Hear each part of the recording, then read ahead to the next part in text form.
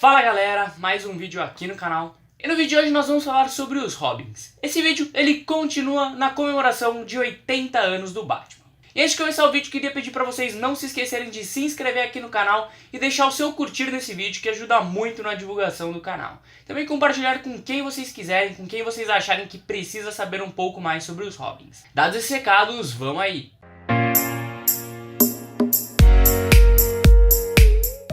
A primeira aparição do Robin aconteceu nos quadrinhos em abril de 1940, na edição 38 da revista Detective Comics. O personagem ele foi criado por Bill Finger e por Bob Kane, que também foram os quadrinistas que criaram o Batman, numa tentativa de trazer um público mais jovem. Isso deu muito certo porque logo depois da entrada do Robin duplicaram as vendas dos quadrinhos do Batman. O primeiro Robin, pra quem não sabe, é Dick Grayson. Um garoto que fazia parte do grupo Graysons Voadores, que era um grupo de acrobatas do Circo Halley, formado por seus pais e outros membros da sua família, que durante uma apresentação, o seu trapézio rompeu no meio e eles caíram para uma morte derradeira. Depois de um tempo a gente descobre que o responsável por isso foi Tony Zucco, um mafioso que estava ameaçando o dono do circo, chantageando ele de que se ele não pagasse o que ele queria, ele iria causar alguns acidentes no circo. O dono não atendeu os pedidos de Tony Zucco e o mafioso acabou causando um acidente que matou Mary e John Grayson. Só que nesse dia, Bruce Wayne estava na plateia do circo e ele viu os pais de Dick morrerem. E ele percebeu uma similaridade com Dick, já que os dois vivenciaram o assassinato brutal de seus pais. Com isso ele decide adotá-lo e Dick vai morar na Batcaverna. E um certo dia, o Dick está brincando de esconde-esconde e ele se esconde atrás do relógio da mansão Wayne. Só que nesse exato momento, o Alfred sai do esconderijo que leva para a Batcaverna e o Dick consegue entrar rapidamente ali. E no momento que ele entra, o Batman está chegando na Batcaverna e ele descobre que o seu mentor, Bruce Wayne, é nada mais nada menos de que o Batman. Depois disso, Bruce e o Alfred passam a treinar Dick em artes marciais e nas artes de investigação, e depois de um certo tempo de treinamento, Dick se torna o Robin. Ele passa a usar um colã verde e vermelho com uma capa amarela com detalhes em preto e se torna o Robin. Foram anos de parceria e o público sempre gostou muito do Robin. Só que ao longo dos tempos essa parceria já não estava dando muito certo. Isso porque Dick não concordava mais com alguns métodos do Batman, achava que ele era muito agressivo. Ele começa a querer sair da asa do Batman. Só que nesse meio tempo, o Dick passou a ser líder do grupo Jovens Titãs, que era um grupo de sidekicks formado pelo Aqualad, pelo Ricardito, pelo Kid Flash e pela Moça Maravilha. E esse grupo também tomava muito tempo de Dick, que já não estava tendo muito tempo, então... Sem tempo, irmão. Então não tava tendo muito tempo pra ajudar o Batman e ele começou a querer ter a sua identidade própria. Só que aí o Batman virou e falou assim, olha, ou você é o Robin ou você tem uma identidade própria. Se você quiser ser um herói próprio, você precisa abandonar o título de Robin. E foi isso que Dick fez. E aí então, na revista 44 da revista Tales of the Teen Titans, no ano de 1984, nós tivemos a primeira aparição do Asa Noturna.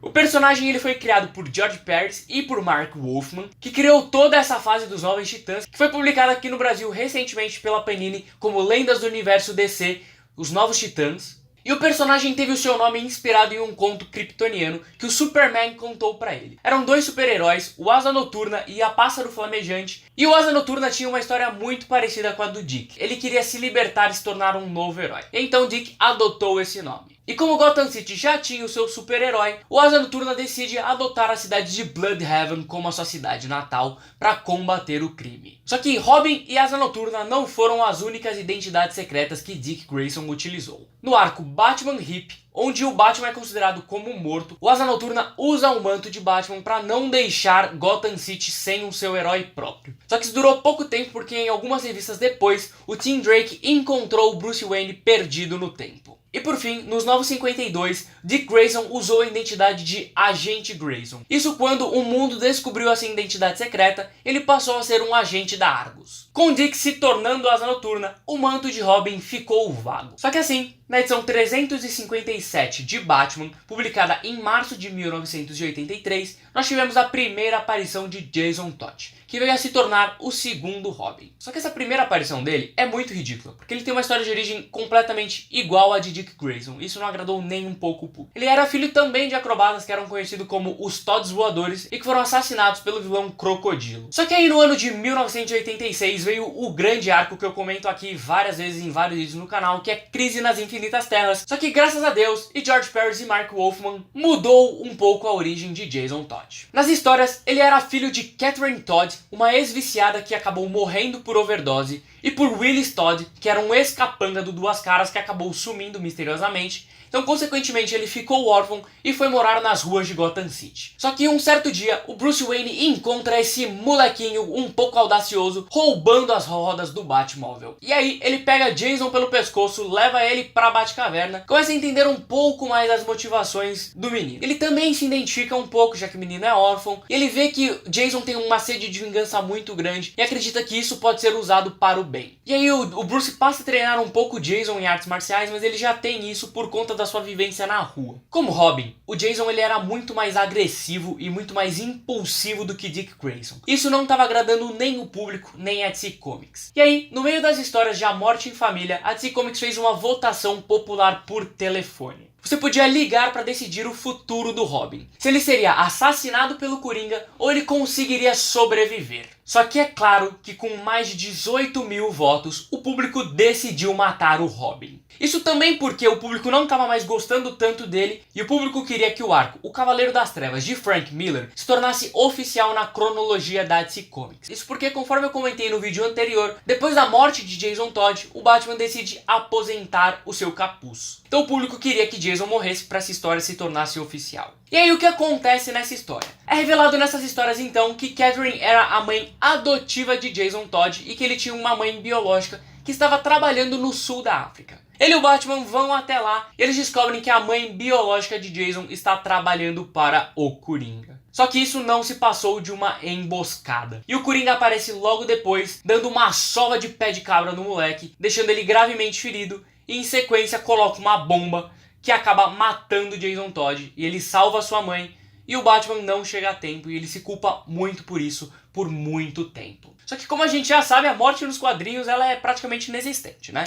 No ano de 2006 o Jason voltou no arco Batman sobre o Capuz Vermelho, só que ele voltou como Capuz Vermelho. Durante os acontecimentos de Crise Infinita, o Superboy primordial mudou toda a realidade. E com isso o Jason ele foi ressuscitado e foi para um hospital perdendo toda a sua consciência. Ele fica por um ano nesse hospital até que Talia Al Ghul, a filha de Ra's al Ghul, encontra ele e leva ele para o poço de Lázaro. Ele ressuscita com sede de vingança, vai atrás do Coringa e ele acaba descobrindo que o Batman já encontrou um novo parceiro, deixando ele muito furioso. Eles têm um grande debate, eles brigam muito por isso, só que depois de um tempo o Capuz Vermelho desiste dessa sua vingança pelo Coringa, ele passa a formar o grupo Capuz Vermelho e os Fora da Lei. Esse novo Robin que eu comentei com vocês é Tim Drake, que apareceu na edição 436 de Batman no ano de 1989. Tim, diferentemente de Dick e de Jason, ele não era órfão. Pelo contrário, ele tinha pais que eram milionários. Só que Tim era um garoto muito inteligente. Ele estava no circo e vivenciou o assassinato dos Graysons voadores. E um certo dia ele tá vendo televisão e ele vê o Batman e o Robin combatendo o crime contra o Pinguim. E nessa transmissão ele vê o Robin dando um salto quádruplo que é praticamente impossível. E ele deduziu que o Robin poderia ser um acrobata e que ele tinha visto lá no circo dos Graysons voadores. Então ele deduz as identidades de Bruce Wayne e deduz a identidade de Dick Grayson como Robin. Só que ele percebeu também que o Batman estava um pouco mais agressivo, isso talvez porque ele não tivesse o Robin, já que Jason Todd estava morto. E aí ele passa a acompanhar a dupla dinâmica um pouco mais de perto, e quando ele conclui realmente que Jason estava morto, ele passou a desejar muito ser o novo Robin. Só que o Batman não estava muito certo de que ele queria um novo Robin, já que ele estava muito traumatizado com a morte de Jason Todd. O Tim Drake acaba salvando o Batman e o Asa Noturna do Duas Caras, provando um pouco o seu valor, e o Dick convence o Batman de que ele precisaria sim de um novo Robin, e Tim passa a ser o Robin. Tim sempre foi o Robin mais disciplinado e um dos mais inteligentes de todo o mundo. O Bruce chega até a acreditar que ele um dia vai poder superá-lo e ser o maior detetive do mundo. Só que igual o Dick e o Jason, depois de um tempo o Tim passou a ter uma nova identidade secreta. Isso aconteceu no ano de 2009 no arco Batman Hip, onde o Dick, que está usando o manto de Batman, decide nomear um novo Robin, que foi Damian Wayne. Isso deixou o Tim muito chateado, que decide adotar o nome de Robin Vermelho. O Tim era a única pessoa que acreditava que Bruce poderia estar vivo nesse arco e ele vai até a Europa para investigar um pouco mais. Ele usa esse nome de Robin Vermelho porque ele anteriormente tinha sido usado pelo vilão Anarquia, então ele poderia ser um pouco mais brutal sem precisar sujar o nome do Robin. Só que ele ficou definitivamente usando esse nome depois disso. Recentemente, no Renascimento, ele faz parte de um grupo da Bat-família que é liderado pela Batwoman e tem junto as heroínas Spoiler e Orphan e também o vilão Cara de Barro que está se redimindo. Só que no meio dessas histórias ele acaba sendo capturado pelo misterioso Mr. Oz, que está atormentando o Superman, e posteriormente a gente descobre que é ninguém mais, ninguém menos do que o pai de Superman, Jor-El. E no fim disso tudo ele acaba voltando e nas histórias mais recentes ele volta a ser o Robin Vermelho. E o outro Robin que nós temos é Damian Wayne, que ele surgiu nos quadrinhos no ano de 1987, durante o arco Batman Filho do Demônio. Nesse arco, Bruce e Talia al Ghul tiveram um filho. Esse filho ele não tem um nome. Mas no ano de 2006, o grande quadrinista Grant Morrison criou a história Batman e Filho, onde ele finalmente deu um nome e uma história para essa criança. Essa criança, como eu comentei, é filha de Bruce Wayne e de Talia al Ghul e, consequentemente, ele é neto de Ra's al Ghul. Ele foi criado e treinado pela Liga dos Assassinos para se tornar um grande assassino e, posteriormente, ser o seu líder. Só que nessa história, a Talia acaba abandonando Damian, deixando ele na mão do Bruce. E então, em 2009, como eu comentei anteriormente, no arco Batman Hip, Dick Grayson nomeia Damian Wayne como o novo Robin. Nos 952, o Damian foi assassinado por um clone de idade mais avançada, criado pela sua própria mãe, Talia al Ghul. Só que, mais uma vez, a morte não é definitiva e ele acaba sendo ressuscitado por seu pai usando um cristal de Apocalipse. Já no Renascimento, ele é líder dos Jovens Titãs, juntamente com Wally West II como Kid Flash, a Ravenna, a Estelar, o Mutano e também em algumas histórias o Aqualad. E também ele acaba trabalhando com Jonathan Kent, o filho de Clark Kent com Lois Lane, que se torna o novo Superboy nessas histórias, e juntos eles formam a dupla Super Filhos. E Damian acaba se tornando o melhor amigo de Jonathan e a história deles é muito legal, eu gosto bastante desse arco deles. E o Damian nos quadrinhos ele tem uma peculiaridade muito grande, que ele é muito chato e ninguém gosta dele. Só que esses quatro não foram os únicos Robins. Também tivemos Stephanie Brown, que anteriormente utilizava o nome da heroína Salteadora, e que é filha do vilão Mestre das Pistas, que se torna Robin durante um curto período de tempo, quando o pai de Tim Drake descobre que ele está atuando como Robin. Ela era a namorada de Tim Drake e ela assume o manto do Robin por pouco tempo. Isso porque ela era muito desobediente e o Batman falou que ela não poderia mais ser o Robin. Ela foi assassinada pelo vilão Máscara Negra, mas depois de um tempo ela voltou e assume o manto de Batgirl, que foi deixado por Cassandra Cain. No Renascimento, ela atua como a heroína Spoiler, só que ela acaba abandonando o traje depois que Tim Drake é dado como morto. E por fim, nós temos uma outra Robin que ela não é canônica, então ela não tá na cronologia oficial da DC Comics, que é Carrie Kelly. Ela apareceu no arco Cavaleiro das Trevas do Batman, que conforme eu comentei anteriormente, o Batman abandona o traje